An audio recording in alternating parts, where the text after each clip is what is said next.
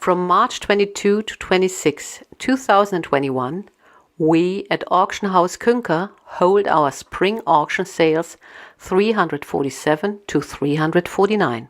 Catalog 347 offers a spectacular collections of Alexandrian coinage, which we would like to present to you here. Are you an expert in Alexandrian coinage? Then you will be amazed by the material of this auction. You have never heard of it? Then sit back, relax, and immerse yourself with us in the world of Egyptian deities and mythical creatures, in the exotic everyday life at the Nile River, and, of course, in the history of the Pharaonic Empire under Roman rule. On September 7, 31 BC, Octavian's fleet destroyed the ships of Mark Antony and Cleopatra. The last pharaoh had chosen the wrong side, and therefore the days of free Egypt were numbered. As early as in the next year, the entire country fell under the rule of the victor. More precisely, under that of Octavian, not Rome. The shrewd politician had learned this strategy from the ancient pharaohs, who had considered their territory to be their private property. And this is how Octavian laid the foundation for his absolute rule over the Roman Empire.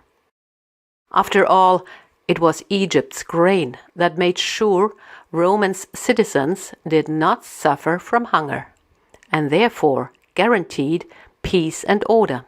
Bread and circuses. The regular convoys of ships from Alexandria to Ostia brought the grain for the daily bread, which the emperor needed to secure the support of the plebs. To protect his monopoly on Egyptian grain, Augustus appointed a knight as governor and forbade senators to set foot on Egyptian territory without his permission. This was easy to control. Geographically speaking, Egypt was a kind of island, bordered by the Libyan Desert on the west, the Arabian Desert on the east, the Nubian Desert on the south, and the Mediterranean Sea on the north. This was the only reason why the Ptolemaic dynasty had succeeded in making Egypt an independent monetary area.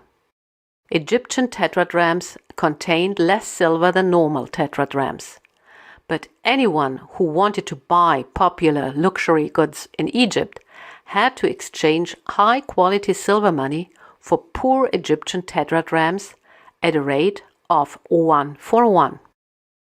Octavian had no intention of changing that. Egypt continued to mint the lightweight tetradrachms, which contained less and less silver over time. When they stopped to issue these coins in AD 296, they had only a homeopathic silver content of 0.6%. Egyptian coins do not stand out for their particularly high quality. Do not expect extremely fine pieces. However, you certainly can expect an incredible wealth of images that offers a glance into the world of the Nile Valley, and that often at very moderate prices. The myth of the divine couple of Isis and Osiris was the center of the Egyptian pantheon of gods. The divine siblings were considered a model for the sibling marriages practiced by the pharaohs, a custom adopted by the Ptolemaic dynasty. But Seth murdered his brother Osiris and threw the body in a box into the Nile. Feel free to imagine a sarcophagus. In fact, the myth is closely related to Egyptian funeral rites. Here you can see two canopic jars. They are vessels whose cover is shaped like the head of a deity. The act of priests placing the eternal organs of the deceased in the four canopic jars during mummifications was reminiscent of Isis, who had done the same. evil Seth had dismembered the body of his brother Osiris and scattered it all over Egypt. Isis, however, reassembled the pieces. The burial of Osiris was considered by the Egyptians to be the first mummification and a guarantee to resurrection in the afterlife. Many coins are dedicated to this myth. The falcon, which can be seen quite often, is said to be the son of Isis and Osiris. He is believed to have been the first pharaoh of Egypt. That's why, on coins, he is often depicted with a royal crown. Horus was called Harpocrates by the Greeks. The Egyptians occasionally depicted him together with the body of a crocodile. We see him much more often as a thumb-sucking child. This coin shows Isis nursing the newborn Horus. This powerful image was probably an inspiration to create the Christian image of the nursing Madonna. Furthermore, you should know the god Ptah, who created man on his pottery wheel. His sanctuary was in Memphis, where he showed himself to the people in the form of the Apis bull. Ptolemy I had combined Osiris and the Apis bull to form Serapis and endorsed him as the new patron of the empire. Serapis was considered the lord of the Nile and the husband of Isis. Together, they were divine safeguards of a rich grain harvest. That's why Serapis is often depicted with a calatus on his head. A calatus is the basket used by farmers to collect grain during the harvest. Every year at the end of July, the Nile overflowed its banks and fertilized the land with mud. The result of the harvest depended on the water level during the flood. That's why the water level of the Nile during the flood season was measured by means of a Nilometer, and the tax was calculated according to the height of the flood. The ideal water level was considered to be 16 cubits, which is why the god of the Nile is often surrounded by 16 small genii. On coins too, the Nile is associated with the number 16, which is not written in Arabic numerals, but in Greek letters. There was one particular danger to the precious harvest in the bonds: mice. In ancient times, people didn't use cats, but snakes to get rid of them. Perhaps that's why Agathodaimon, the good spirit, was depicted in the form of a snake. Well, it's the economy, stupid. In the land of the pharaohs, everything revolved around the grain, which was brought to Rome by ships. That's why this coin does not only depict a ship, but also the gods responsible for making sure that Rome received its daily bread. Demeter for the growth of the grain, Serapis for a rich harvest, and Isis Pelagia for a safe journey. And that's why Isis and Serapis were also worshipped in Rome. This denarius of Hadrian depicts the personification of Egypt with a sistrum, an instrument that played an important role in the cult of Isis. Transporting grain to Rome was at the center of the cult of Isis, and therefore Isis became a patron of seafarers.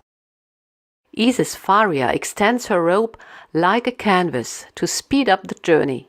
She is named after the Pharos lighthouse, one of the wonders of the ancient world. It was 115 meters high and remained thus the tallest lighthouse in the world until the 20th century. Isis Euploia guaranteed a safe journey, which is why she is often depicted with a rudder.